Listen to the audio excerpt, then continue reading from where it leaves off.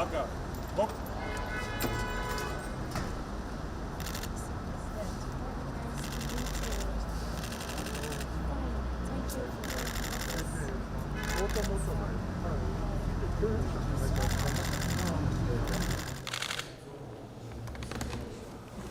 Ուրախ եմ ձեզ ողջունելու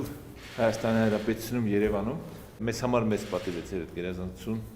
այս այցելությունը, այն նպատակների համար, ինչու համար, որ դուք եկել եք որպես ՄԱԿ-ի կայուն զարգացման նպատակների պաշտպան, միանշանակ